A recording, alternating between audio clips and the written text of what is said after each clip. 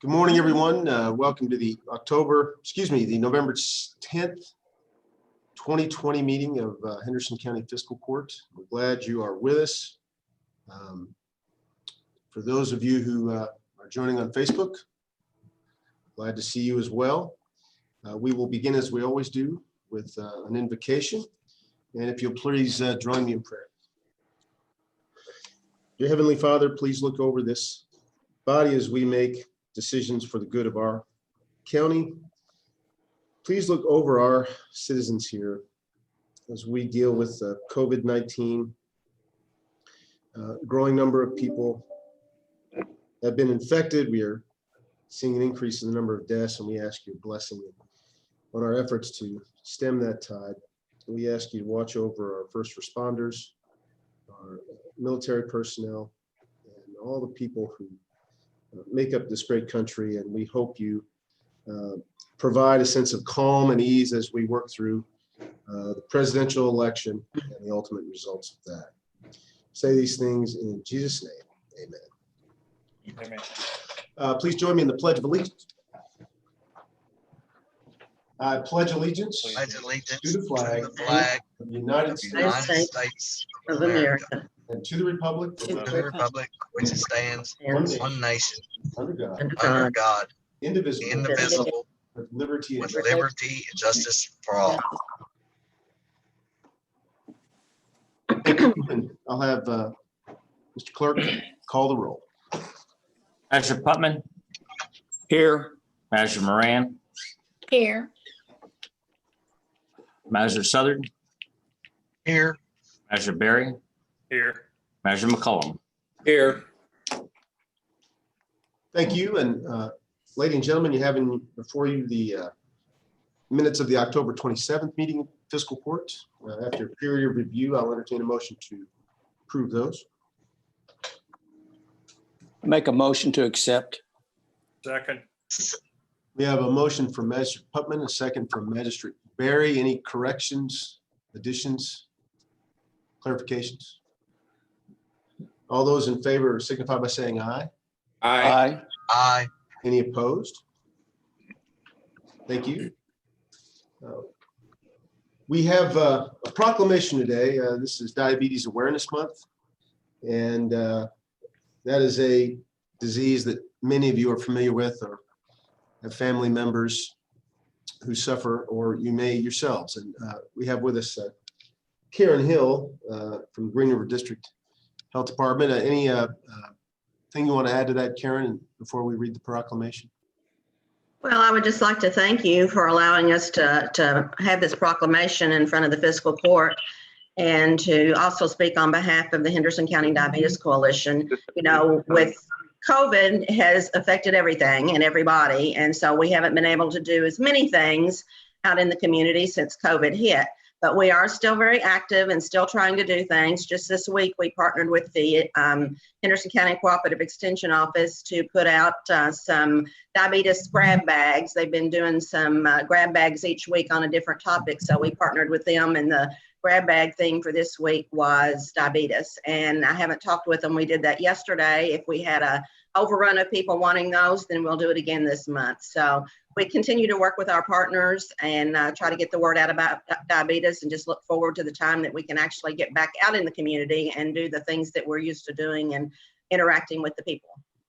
So thank you. I want to clarify, Karen obviously volunteered with the local Diabetes Coalition, which does amazing work and has for quite some time, and we appreciate that. Merritt Bates Thomas from the Green River District Health Department is with us. Merritt, anything you want to add? No, Judge Snyder, just to echo Karen and what she has shared. Thank you so much for the recognition of Diabetes Awareness Month.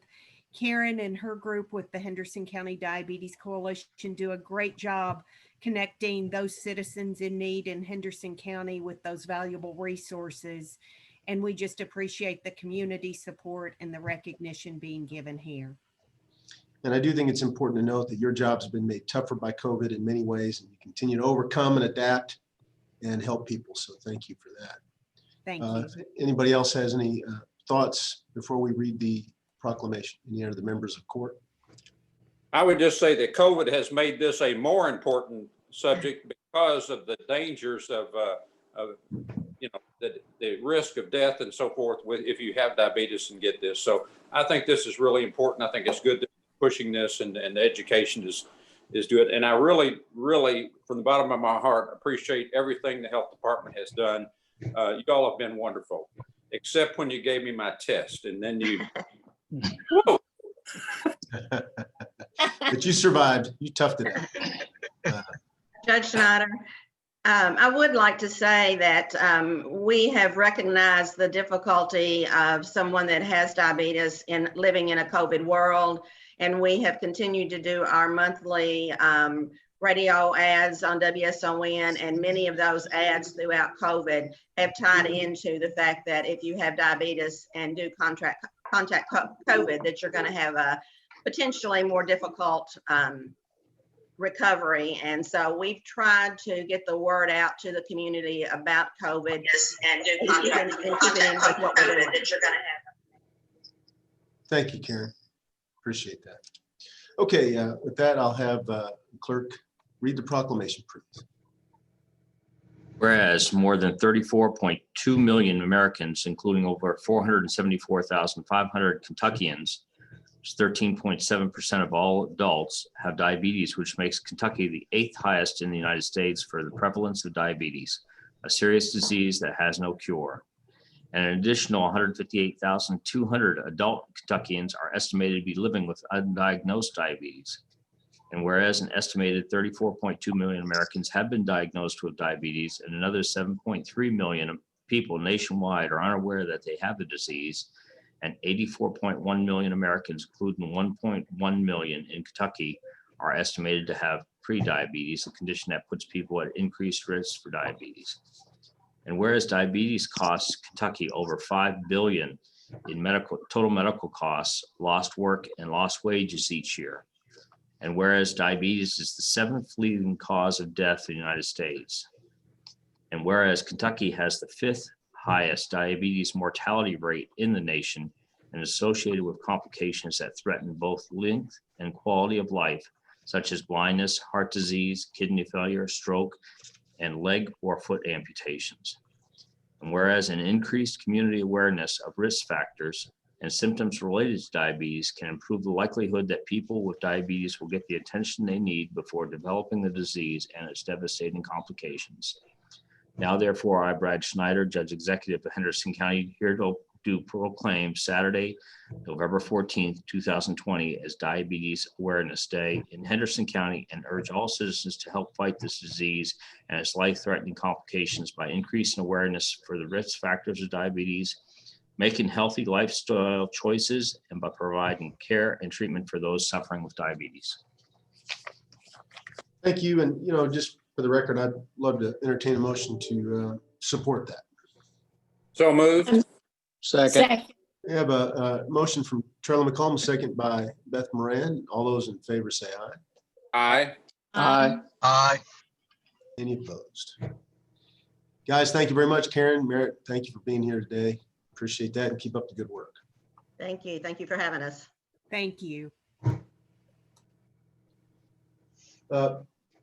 Next on the agenda is a public hearing for a grant application for CDBG funds from the Warm Center. And Grad is helping us with that. And we have with us both Hunter Phillips and Jesse Howard from Grad. If you want to come on the meeting and explain this a little bit for fiscal court, I'd appreciate it. Absolutely. Can you all hear me okay before I start talking? Yes. Okay, great.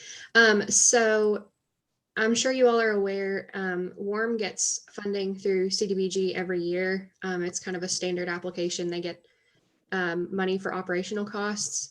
But because, let's see, on August 10th, HUD, they made CDBG funds available specifically for COVID relief. So the Department for Local Government has actually set aside about 2.8 million to 3.1 million, which equates to approximately about 200,000 per Recovery Kentucky Center for costs associated with COVID. They've lost a lot of their typical revenue that they get, because courts have not been meeting, so they haven't been getting referrals, and that's how they fund their whole organization. So they've kind of taken a look at their projected losses, and basically the way that this application works, and we've been working closely with the Department for Local Government because all of the Recovery Kentucky centers are going to apply, is we go ahead and apply for the full 200,000 amount. And then if they end up having, less costs associated with COVID, then they just won't draw that down, if that makes sense. I think, there's a few things that I do have to say towards the public. First of all, we are accepting comments. If you have a comment about the project, you can just post that in the Facebook comments and we'll take a look at those. If you have questions as well, you can post those there and I will reach out to you. Judge, I think you need a vote to go into public hearing. Yeah. Before we go into public hearing, any questions of Jesse? Again, this is a pass-through grant. It technically has to come through fiscal court, but then it'll go to WARM. Any questions of Jesse or Hunter? Okay, so I will entertain a motion to go into public hearing. So move. Second. We have a motion by Master Putman, a second by Master Berry. Now, in order to do this and get public comment, I will invite anybody watching on Facebook to type any comments or questions into the comment section of the Facebook feed, Facebook Live feed. And we're going to have to give that a couple minutes. So please be patient with us while we do this. COVID has forced us to do a lot of things. Facebook for you. And unfortunately, Judge, she's going to have to say, and I know this is silly, but she's going to have to say some of what she just said to make sure it's in the record of the public hearing. Okay. Jesse, if you could summarize it again real quick. Can you swear her in first? Yes. All right. You swear or affirm the testimony you're about to give is true and accurate to the best of your knowledge? Yes. Okay. Would you state your name, please? It's Jesse Howard. Great. Now would you proceed with your testimony? Yes, absolutely. The purpose of this public hearing is to provide information to the public concerning the proposed application of $200,000 of Community Development Block Grant COVID Recovery Kentucky funds to be submitted to the Department for Local Government and to obtain views on housing and community development needs. This public hearing also serves to inform low and moderate income persons that there is technical assistance through the Green River Area Development District in developing grant proposals for the CDBG program. Effective August 10th, 2020, HUD made CDBG CV funds available to prevent, prepare for, and respond to coronavirus. The state of Kentucky's allocation over 3 rounds of funding totals over $41 million. The Department for Local Government has set aside $2.8 million to $3.1 million, or approximately $200,000 per Recovery Kentucky Center for the Recovery Kentucky Centers. Funds will be utilized to address issues to the continued operation of the Women's Addiction Recovery Manor caused by coronavirus. Since the project funds are being sought through the Housing and Urban Development Administration, it must be advised that the Uniform Displacement Act does not apply to this project, as no residents have been or will be displaced due to the activities of this project. A copy of the Uniform Displacement Act, however, can still be obtained from the Green River Area Development District. And now, if there's any comments, I think, Brent, you said you were watching for those. So we will ask for any comments from the public watching on Facebook. Please type your comments into the comments section on our Facebook Live feed. And there is a bit of a delay, so we're gonna have to be patient here for a moment. I will ask 3 times. And again, we welcome any public comment.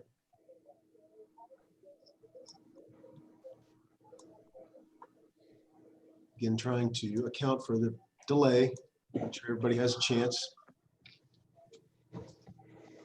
I'll ask a second time for any public comments on this CDBG grant application.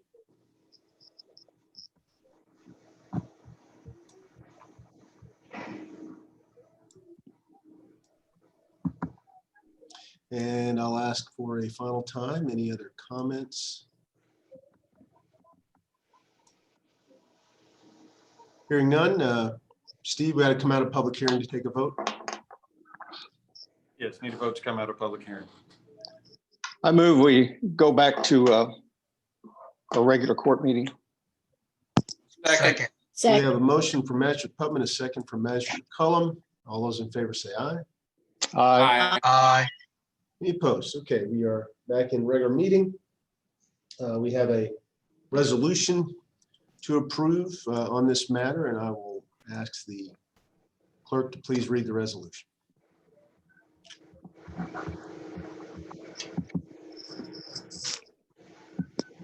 Whereas the Henderson County Fiscal Court wishes to apply for funding from the Community Development Block Grant CARES Act Recovery Kentucky Program for the purpose of mitigating severe financial distress caused by the COVID-19 pandemic at the Women's Addiction Recovery Manor.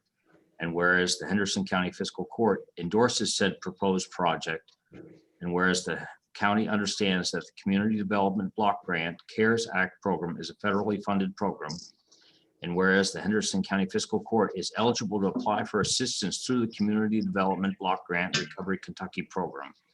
Now therefore be it resolved by the Henderson County Fiscal Court that the judge executive and the successors in title are hereby authorized to execute and submit an application through the Department for Local Government, DLG, with such assurances and required supporting data as is necessary to apply for funding assistance through the Community Development Block Grant CARES Act program for the proposed services.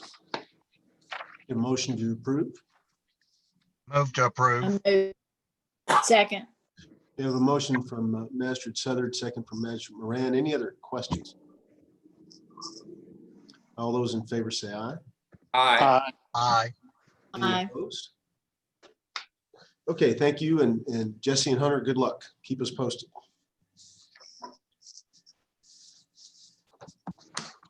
Okay. Next up, we have our annual memorandum with the state EMA for possible federal grant funds. And if Kenny is with us, and Kenny Garrett, if you want to talk a little bit about this annual agreement that we signed.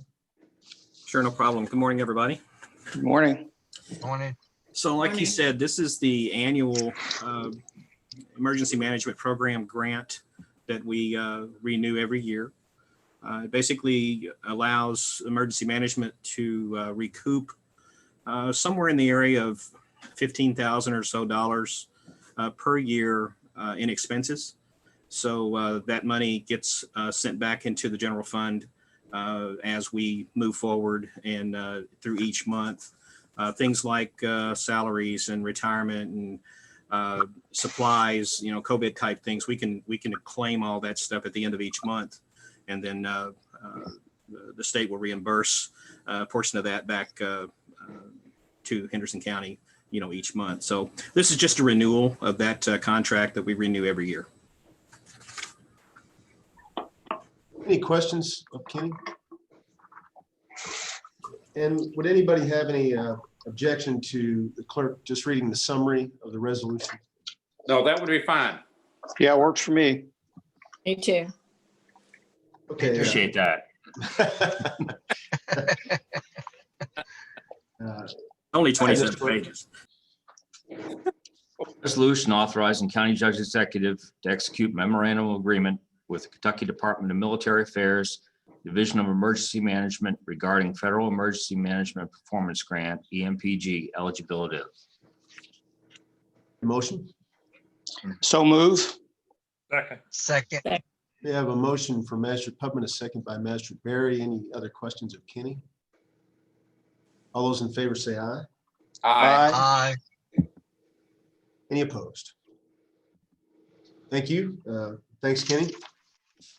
We'll revisit you later in the meeting here when we get towards good of the county for an update. We have the second reading of our zoning regulations updates, and unless anybody has any objections to, we'll once again read the summary of this. Any other thoughts or ideas we want to offer before I have the clerk read this? Is everybody okay with just reading the summary once again? Absolutely. Sounds good. Yes. Works. Yes, sir. Mr. Gold, any problem with that? No, Judge. I'll just point out that I believe it would go into effect after it's advertised after the second reading, like most ordinances. I did receive a question about when the effective date would be, and it would be after the second advertising. So basically right after this meeting. Well, after it's advertised. Advertised, so. Okay, Mr. Clerk, read the summary. Ordinance adopting amendments to the text of the planning and zoning ordinance codified as Appendix A to the Code of Ordinances pursuant to KRS 100.211, which would amend or add sections related to the following topics and/or sections: definitions, condominiums, townhouses, lot sizes, use of yards for accessory buildings, variances and conditional use permits by Planning Commission, limited gunsmithing, non-conforming uses and structures, off-street parking and loading requirements, signs and outdoor advertising displays, manufactured homes, highway commercial districts, light industrial districts, heavy industrial districts, agricultural districts, creation of a rural residential district, schedule of regulations, amendments to boundaries of flood-prone areas, and regulation of short-term property rental. Motion to accept second reading. So move. Second. We have a motion by Master Putman, a second by Master Southard. Any other comments, questions? All those in favor say Can we aye. do this by roll, Judge? Yeah, I think, yeah. Go ahead. Okay, Master Berry, Aye. Master Southard, Aye. Master Moran, Aye. Master McCollum, Aye. Master Putman, Aye. and Judge Schneider. Aye. Thank you. Thanks, and again, thanks to all the hard work Jennifer Marks and your gang at planning did to help review all those. And I know Steve, Bill Hubiak were part of that subcommittee, and they did a lot of months worth of work to help us arrive at that update. So thank you again. Speaking of Mr. Hubiak, Bill, you're going to make a recommendation to us about the bids you got on your new truck. Morning, Judge. Hope everyone's doing well.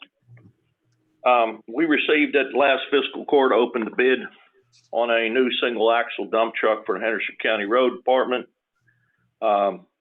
We received one bid from Volmac Truck and Sales in Evansville, Indiana, for a Mack chassis, and the bed and salt spreader and plow and everything was bid in conjunction with that.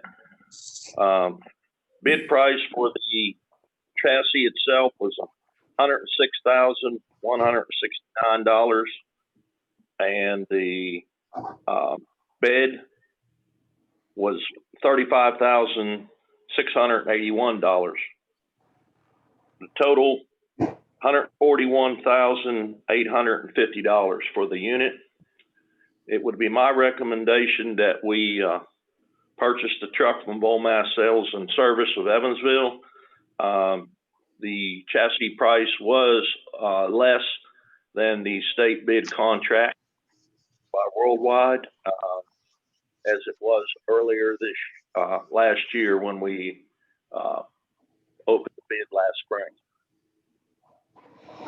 Reminder that this is a budgeted expense, and That is correct. any other questions of Bill? No. I'd make a motion to approve Bill's recommendation. I have a question, Bill. We had we opened this last spring, so is this carryover from last year's budget? No, we didn't open this one last spring. This is a brand new one that we opened up in fiscal court this 2 weeks ago. Yeah. Yeah, this was bid. The state contract pricing is still the same through this whole year. And that's what we compared it to, the state contract pricing, and the chassis unit is less than the state contract pricing as it was back in the spring on the other unit that we had already ordered. Okay, so we already ordered one. This is the second one. That is correct. Last year we had one in the budget. course, the COVID-19 slowed all production down in a lot of manufacturing, and that unit could not be manufactured within last year's budget. So we ordered it. The chassis has been manufactured, and currently it is in Louisville, Kentucky at Eddinger Sons, being fitted with the bed and the snowplow and the salt spreader unit on it. And we are anticipating delivery sometime in the first part of December. And we will pay for that one out of this year's budget. That one, yeah. And Bill, do you anticipate getting this new truck also within this fiscal year? This one should be delivered in May of next year, according to their delivery dates as of right now. So this fiscal year, and we do have budgeted for 2 trucks. You made room in your budget for these 2 purchases, correct? Yes, sir, correct. I second Magistrate McCollum's motion. We have a motion by Magistrate McCollum, a second by Magistrate Putman. Any other questions? Tim, does that answer your question? It did. I knew we had priced one earlier, so that's what I was. Okay. I'd like to point out that the road department sacrificed about 4 years ago, and we're behind on our equipment, and I think this is just part of what we do to catch up. Well, we have caught up greatly, though. Yeah. Right, I agree. I was not complaining. I just wanted to make sure I was remembering correctly. And Bill, do you plan any other heavy equipment purchases this fiscal year? Yeah, I'm going to be asking the court to go out for allow us to purchase a cabin chassis to replace our 20-year-old mechanic's truck. But that's actually a light piece of equipment, not a heavy piece of equipment. And that'll fit, you plan that in your budget as well? Yes, sir. Okay. Well, when that's time, we'll be happy to review that. So we have a motion and a second. Any other questions? All those in favor say aye. Aye. Aye. Any opposed? Thank you. Thank you, Bill. Thank you. Next on the agenda, it's kind of an unusual item, and I'm going to ask David Crafton, who I believe is, there's David. Yeah. We have a very unusual first time that I've experienced it, but our canine, Aries, is approaching retirement. And I'll let you describe what the Sheriff's Office would like to allow Aries to do. Well, the normal procedure when a canine reaches retirement for most agencies, and ours has it written into our policy to do the same, is for the canine to go to the handler. And we turn over ownership to the handler, and the canine has reached the end of its useful life, so it's not surplus property. It's just at the end of its useful life, and so that's the normal procedure for it. And we've got 5 years. He probably was around 2 years old when we acquired him. We've gotten 5 good years out of him, but he's starting to. He got to the point where he was down in his hips and couldn't maneuver like a younger dog. So it was time.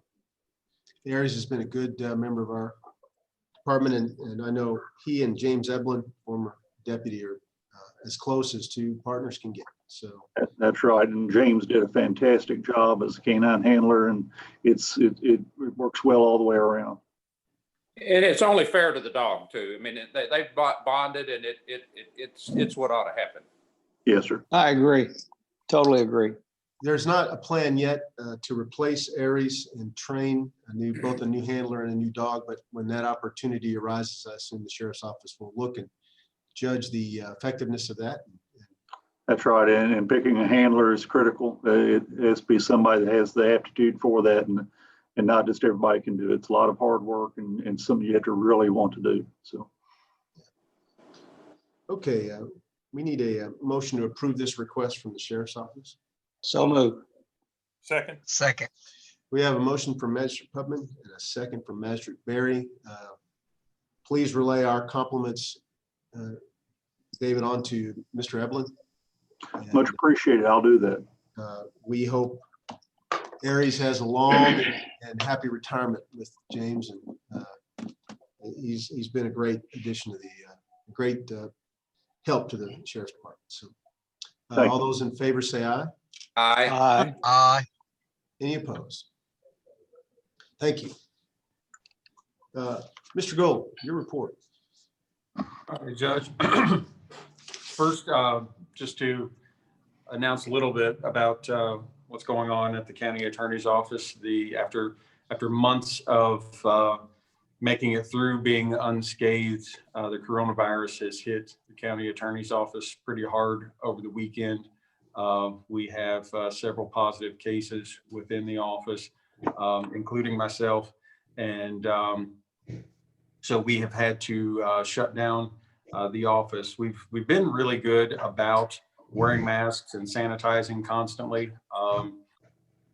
but it eventually made its way in because we'd opened our doors to public business several months ago, and unfortunately, it was probably just a matter of time before somebody brought it in, even though we were limiting contact and distance. When Henderson County went into the red, we followed the state guidelines and broke the office down into 2 teams and went back to 50-50 telecommuting and in person. So in retrospect, at first I thought that might have been jumping the gun a little bit, but in retrospect, it turned out to be a good idea. We're still able to get our essential functions taken care of, and those emergency services we deal with, like emergency child dependency, neglect, and abuse, emergency guardianships, emergency protective orders, things like that. Those true emergencies, the search warrants and arrest warrants that law enforcement needs immediately, we're still able to handle all of those things. It is going to slow down some of our non-emergency operations, and we ask for the public's understanding in that. We're going back to, at least for the next several days, a situation more like we were in March and April. But we're still going to make it where we can get all of those things done and everybody can get what they need done, but they might have to mail payments in rather than bring them in person and things like that. We do have some folks in the office that do have some pre-existing conditions that make them particularly susceptible to this, and my prayers are 100% with them as they go through this. As far as the financial report for today, we have dental and life insurance check in the amount of $457.56, health insurance $6,341, AFLAC $124.94. Jail fees collected $648.31, interest in the amount of $64.10 and $21.37 for a total remitted to the county today of $7,657.28, and bringing the fiscal year total to date to $89,225.35. Accept the motion to approve that, accept the remittance. So moved. Move. Move.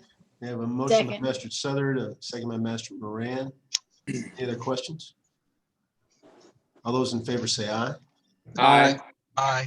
Any Aye. opposed? And I will say without hesitation that Mr. Gold's office did absolutely as much as any department in county government to follow guidelines and protect its people. And it's just an indication of how pernicious COVID can be, despite all those efforts. And we absolutely send our best well wishes and get well thoughts to your team, Steve. And thank you. Please keep us posted. And in the meantime, the rest of the staff here have been notified. We are encouraging people who might have come in contact with anybody from Steve's office in the last 3-4 days to monitor their symptoms and get tested. We made the decision early in the COVID pandemic that we would cover the cost of co-pays for any employees who needed to get tested. at a facility that would charge their insurance. So it's basically, you can either go to the health department and get a test for free, or you can go to Methodist. They will charge our folks insurance, but there's nothing out of pocket. So we provide all the necessary, I think, options for our team to get tested, and we're going to be encouraging that. So. Steve, is there anything any of us can do? I believe there's power in prayer, so we'll take all we can get. Thank you. Okay. Okay, next we'll have the second reading of the amendment that we made to our budget to help accept some of this new both grant money for COVID and other items. And I'll turn it over to the Treasurer Ryder to walk us through that. This budget amendment is budgeting into the budget unanticipated revenues totaling $59,701. These are revenues with corresponding appropriations. In the general fund, $12,000 from the property insurance claims reimbursement sheriff, with the corresponding appropriation of vehicle repair sheriff. $24,661 revenue from the CTCL, which is the Center for Technology and Civic Life, which is a grant the clerk received for support in elections. And the corresponding appropriation for this is election materials and supplies. In the grant fund, amending in the amount of $23,040 revenue and corresponding appropriation. And this is from prior year carryover and COVID-19 CARES revenue received by the clerk, and will be appropriated through the COVID-19 CARES appropriation line for support in assisting with the June 2020 primary and November 2020 general elections. I believe that would qualify as our second reading. Mr. Gold, would you agree, or do we need to have the clerk read it again? If the fiscal court believes that would suffice, then it will. I'm satisfied. Yeah. Me too. Fine. I move to approve it, the Second. amendment. We have a motion to accept the amendment from Magistrate Pubman, a second from Magistrate McCullum. Any other questions? Okay, all those in favor say aye. Aye. Aye. Any opposed? Thank you. And carry on, Treasurer Ryder. For claims today in the general fund to Dell Marketing LP in the amount of $1,705.42. This is for 2 laptops for polling locations and is to come from the election materials and supplies appropriation line. To Old National Wealth in the amount of $253,700. This is the principal and interest payment due December 1st for the 911 bond, and is to come from the 911 debt service appropriation line. From the jail fund to Advanced Document Solutions in the amount of $1,519.59.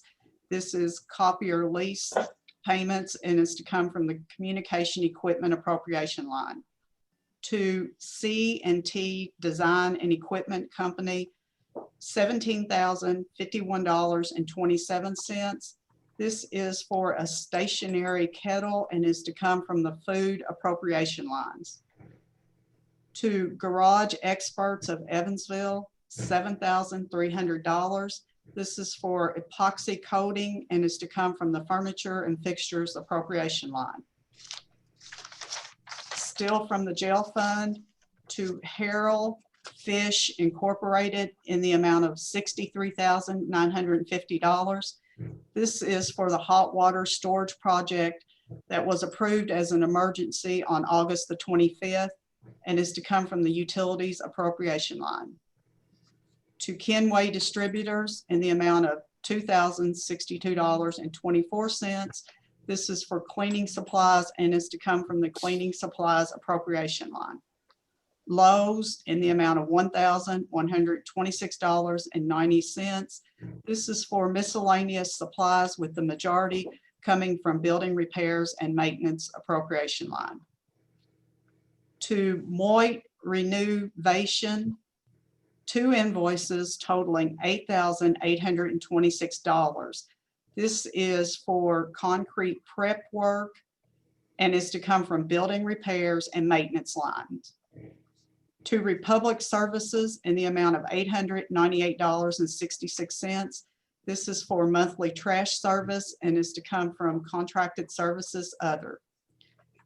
To US Bank, which is the credit card, in the amount of $952.51. This is for miscellaneous charges, primarily the majority being from the staff training and meeting appropriation line. That is all the claims I have. Make a motion to approve the claims. Second. A second. We have a motion from Magistrate McCollum, a second by Magistrate Barry. Any other questions? All those in favor say aye. Aye. Aye. Any opposed? Thank you, Treasurer Ryder.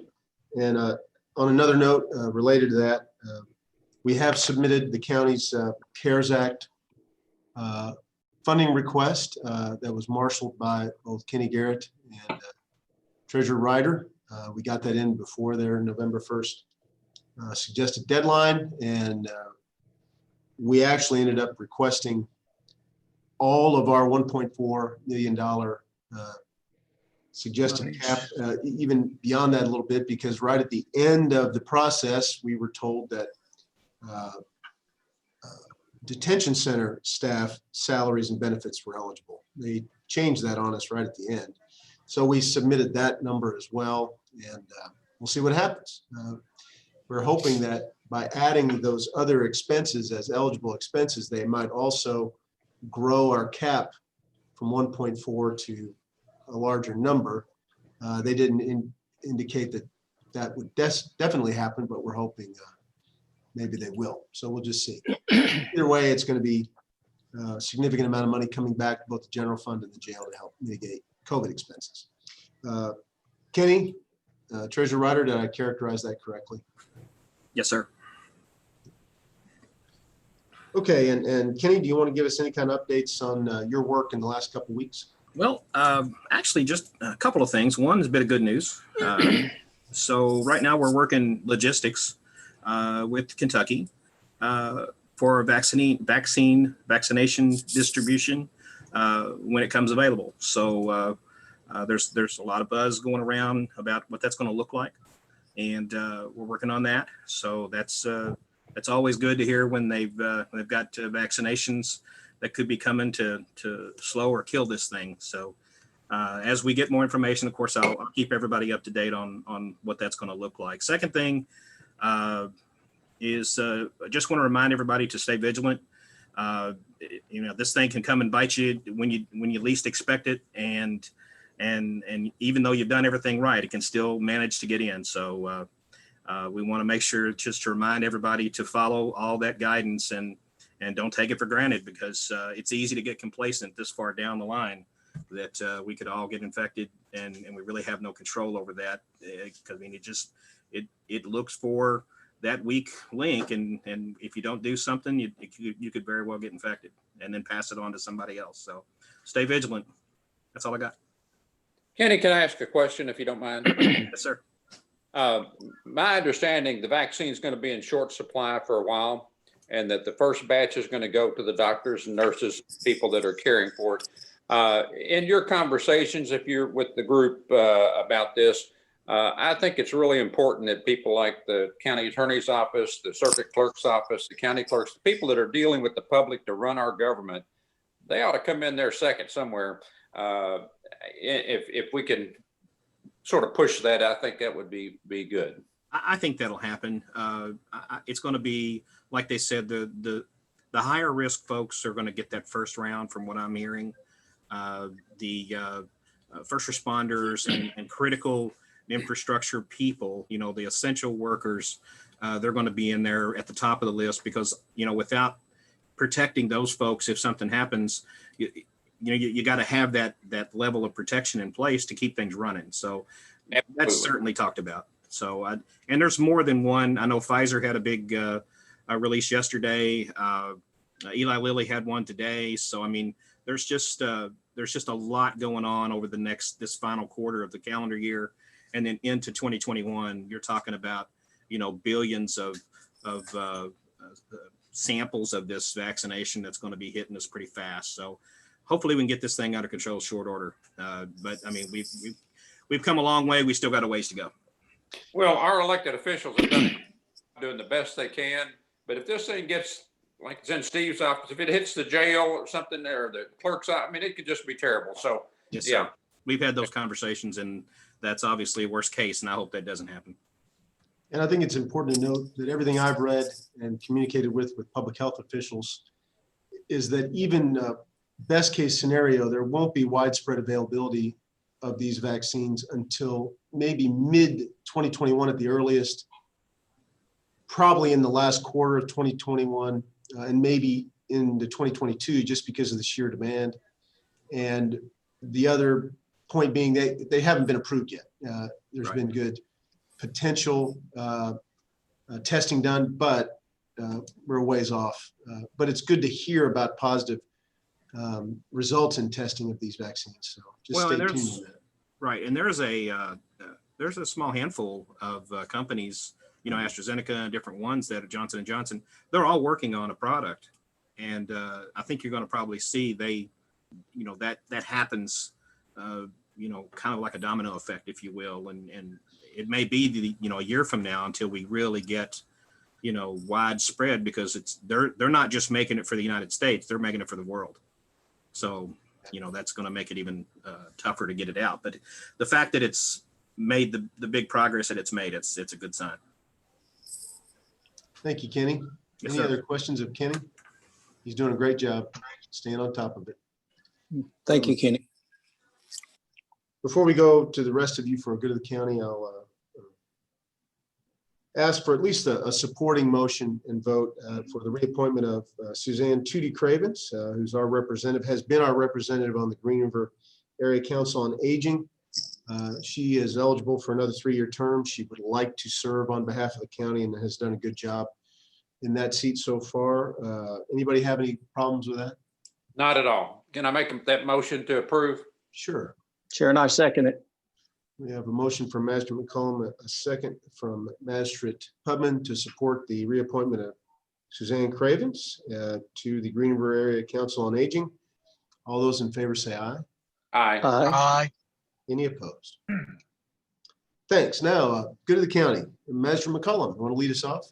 I would love to, and everything's really pretty good in the 5th, except for what we're going through. I'd like to thank Brenda and Kenny for their hard work on getting that paperwork into the state. That was really important, and I think it will be very beneficial to our county. Everything is as good as can be. I'm sorry about Steve's staff, but everybody just stay safe. This is really important. I don't think we need to downplay the seriousness of this disease, and everything else is pretty well good in the 5th. Thank you, Master McCullum. Master Moran. I don't think you can say it too many times. And I, again, would like to thank all the staff of all the offices, the county offices and departments for putting themselves in harm's way to keep their offices open for the citizens of Henderson County. And I do appreciate them. And again, I'd also like to thank Amy Brody. I know that she and her staff have really worked hard to keep COVID from that facility and the detention center. And I'd like to thank her too. Everything's well in the 2nd. Thank you, Master Moran, and I definitely second your salute to the work of the jail staff. They are trying really hard. In very tough situations. Master Southern. All's good in District 3. My road I brought to the attention last time, the county workers got it in really good shape, and everything's looking good. That we've got our blacktop down and on most of our roads, and that really is nice. So wish we could blacktop them all.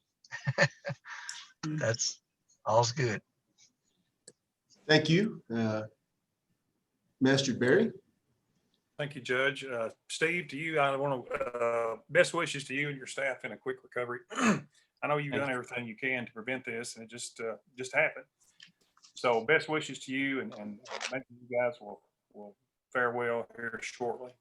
One other thing, Judge, let everybody know I've got a new number, a new phone number temporarily. So if anybody needs my number, just call the judge's office, and I'm sure Kurt will get it for you and give me a call if you need anything. Just get my new number. And hopefully when I get home in a couple of weeks, we can get my old number back. But right now it's new, so just call the judge's office. And I think we're good in District 1. Excellent. Stay safe, Keith, and Master Putman. Thank you, Judge. Just get well wishes to Steve and his staff down there. That's a shocker, when you've done everything you could possibly do, and that nasty virus creeps its way in. But hope everyone does well and gets well soon.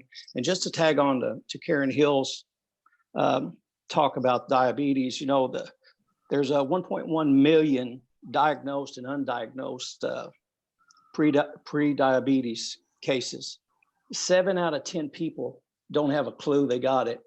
So if you're exhibiting any of the signs or anything of that, diabetes is a very serious disease. And as we all know, that you're subject to not do well in the event you was to contact this COVID-19. But don't want to make a medical speech out of this. But anyway, Judge, having said it, all is well in the 4th. Thank you very much. Thank you, Gretchen. We understand. It's worth saying. Absolutely. If you notice the data that's in your packets in regard to diabetes, Kentucky is among the worst states when it comes to prevalence. Absolutely. Absolutely. It is an ongoing problematic public health issue that costs us millions of dollars every year. It's serious. It has been serious for some time. I know you've had a lot to say, Mr. Gold, a lot of tough news to report. Anything else you'd like to mention? Just to echo that this thing's no joke. I kept hearing about people that would get it and have no symptoms. That certainly has not been the case with me or anybody else in my office. I ran 5 miles Saturday morning, felt great, had a little tickle in my throat Saturday night, and then Sunday I could barely get off the couch. So it's no joke. So I would encourage everybody to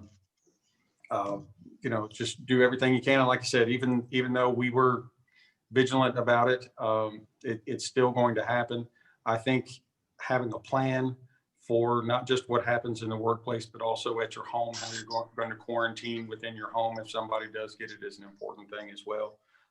Do want to thank the jailer. She actually had somebody come by the office yesterday with their fogger, their electrostatic sprayer, and spray the place, and that helps, and that's probably going to help us be able to get the doors back open quicker. So we appreciate them. Henderson County really does work as a team in so many ways, and it's really appreciated. And I appreciate everybody's thoughts and prayers as we move forward. And like I said, we're hoping to limit the effect this is going to have on the public in any way. So we're still going to be able to get that business taken care of. It just may look different for a few days. But thank you, everybody. Thank you, Mr. Gold. Mr. Hubiak, do you want to add anything? I know you got Ohio Drive kind of ribbon cutting coming up, and Mr. Southard mentioned the paving's almost done. It's been a busy month, right? Yes, sir, it has. We're trying to wrap up. We had a whole week of inclement weather there, put us a little behind. We finished up on Ohio Drive today. We got all the catch boxes concreted in yesterday. We're finishing with a little seating and strawing today.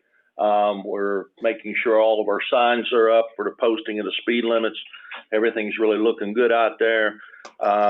We're still having to mow. I know our parks people, Mr. Dale Williams is wondering when it's going to stop, but he's still on it, and we're making good progress. We got all of the blacktop, mostly all of it down. We still have one road to finish up.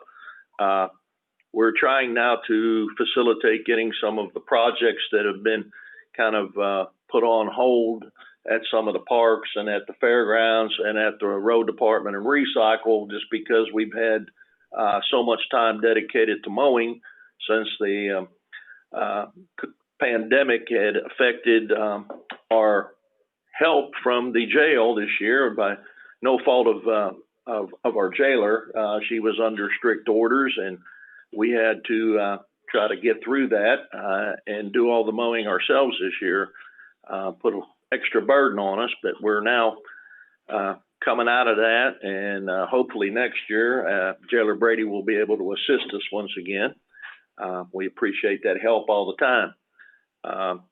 One of the things, Judge, for the good of the county, we have a food truck coming in on Thursday for a food giveaway. It'll be at the fairgrounds. We will start dispersing the material at 9 o'clock, not 10 o'clock, so everybody knows. But we'll have everything in place to stage all the participants as they come in. It'll be first come, first serve until we run out. So everything else is good. We're going to have a couple of those food giveaways coming up this Thursday, and I believe there's another one scheduled for the following week. We keep getting these care packages in, and we try to push them out as efficiently as possible, and I appreciate Bill's work, and Teresa Childers, our new Parks Director, also helps organize those. They help a lot of people. Just be sure to, Bill, to tap the corner on the shoulder. I don't want to, I fear he might be a customer of his own office. Anyway, sometimes. Hey, just got one more thing. Hey, Bill, would you send me or get my new number and send me your number? You probably don't want to because I use it quite often, but send me your number. What number would that be?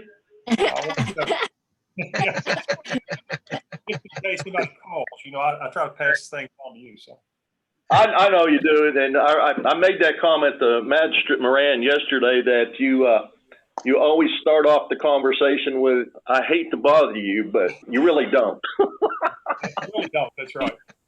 Yeah, I'll get you the new number, Keith. Thank you very much. Thank you. A couple things on my list here. Since the last meeting, we had a really big rain, 4 inches overnight in the county a week and a half back. Closely monitoring how Elam Ditch handled that downfall, that deluge, and it was once again slow. And just to give you an update, we are making progress with the families who have the most congested portion of Elam Ditch between I-69 and the cut-through project. And I think we're making progress enough that you can see work begin to start, hopefully before the end of the calendar year on that. This last rain did not produce any levee breaches, but it was once again an example of how slow Elam Ditch can drain. And we had significant flooding over Airline Road. It lasted quite some time. And we've also met with KYTC. I met with Jason Ward, engineer with KYTC, on a couple suggested fixes for the ditches right in proximity to the bridge over Airline Road and where it crosses Elam Ditch. So I'll keep everybody posted on that. Hopefully we'll have good weather and the crops will get out of the field, and then we can concentrate even harder on getting work done to help clear that ditch. Want to give a huge amount of compliments to Bernice Abner and her team at the County Clerk's Office for conducting a very smooth election, both with mail-in voting, the early voting, and then on election day. We counted our votes quickly, efficiently, accurately. I think they'll be certifying their vote today. Today, I think, is the deadline for all the counties to certify, and I'm not anticipating any glitches, any problems in our votes here. So in a difficult situation, they found good alternatives, and everybody in the county, I think, had a fairly easy time voting. And I didn't hear any complaints that way. So huge congratulations to Bernice. Finally, many of you know that last 2 Fridays ago, I did a Facebook Live kind of broadcast to talk about the county's decision-making around COVID and how we are responding to some of the recommendations from Governor Bashir. And I reiterated that while we are absolutely following his guidelines to encourage use of masks, social distancing, hand hygiene, and testing, we are also, like most of communities in Kentucky, if not all, very handcuffed when it comes to any kind of enforcement of any of those executive orders. And we understand too that the executive orders principally put enforcement responsibilities with the local health departments, while also not providing them any additional resources for enforcement. It is not our intention, not my intention at this point, and I believe it probably could be said of the fiscal court, not to have any locally directed lockdowns or shutdowns, partial shutdowns of businesses. That continues to be my attitude. I don't think hamstringing our economy once again will help much. I think it really rests on personal responsibility and the modeling of good behavior on the part of fiscal court and all of our county employees when possible. I would be welcome to any kind of comments from fiscal court on that point, but again, we continue to just rely and urge people to show personal responsibility in following those guidelines and helping us tamp down this spike. We have not had a run on our hospital when it comes to hospitalizations. They have hung out around 7 to 8 to 9 in the last couple, 3 weeks. We were as high as 15 at one point. That is a concern that we watch closely to see how this spike in positive tests relates into hospitalizations. It has not happened or been a huge emergency here, knock on wood.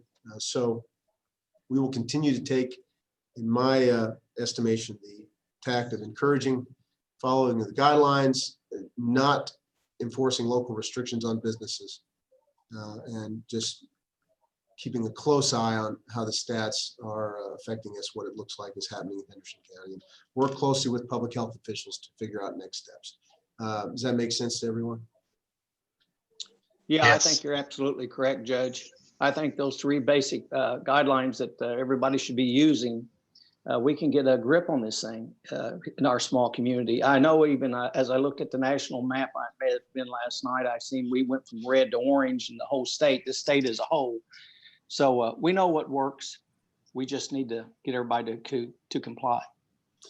And not have to force it, and not have to force it. People should be willing to just do those simple things. Exactly. I caught a lot of grief from either side of the issue after that broadcast from folks who are adamant about following one direction or another. People who are insisting on a lockdown weren't happy with me, and people who think this is all kind of a hoax, not very happy with me. But that's okay. I did get an email yesterday from a gentleman who would like for us to issue a COVID/business sanctuary resolution that would say out loud that we were not going to follow any instructions for the governor about closing down businesses. And I trashed that email pretty quickly. It's kind of amazing how fervent people can get when it comes to making up an opinion and think that county governments can just ignore what's happening or do whatever the heck we choose to do. It's not the case. Well, Judge, let me just chime in. Our family has been affected by this COVID thing. We've had family members that have come down with it that tried to do everything right. And unfortunately, as Steve, Mr. Gold mentioned, it creeps in. You do everything right and it still gets there. So I think it just stresses the point that, you got to be super vigilant when you're dealing with this thing. Don't ever assume, it's out there, it's aerosol, as I understand it. And I don't want to keep harping on it, but people just need to pay attention and do those 3 basic things. We don't need sanctuary cities about COVID. Just the simple steps, I believe, and they've proven that they all work. Businesses too, not just individuals. Businesses as well, absolutely, right. And, on that broadcast a couple Fridays ago, I've said if anybody's uncomfortable about going into a business they don't think is adhering to the guidelines, don't go in there, don't spend money with them. That's right. You have that right. Also, if a business wants you to wear a mask to come inside, you need to adhere to that too. They have the right to ask you to do that. So I'm trying to send that message, and I appreciate the fiscal court supporting that message, and we'll just keep plugging along here, doing the very best we can. Unless anybody has anything else to add, I will entertain a motion to adjourn. Just a couple of quick acknowledgements. Sure. First, just want to say that, remind everybody that today is the Marine Corps' 245th birthday. So today's the birthday of the Marine Corps. And secondly, tomorrow is Veterans Day, as most of you know. So Right. I'd like to remind everybody just to take a minute to remember my fellow veterans, and also especially the families of those who've paid that ultimate price. So keep that in your minds and your thoughts and your prayers tomorrow as we go forward. That's it. Thank you, Kenny. I appreciate you reminding us of that. Okay, I'll entertain a motion to adjourn. So moved. Second. Second. Motion from Magistrate Putman. I'll give the second to Magistrate Moran. And all those in favor can leave the Zoom meeting, and we will see you all again soon. Bye, everybody. Have a great day. Bye, everybody. Get well, Bye. Steve.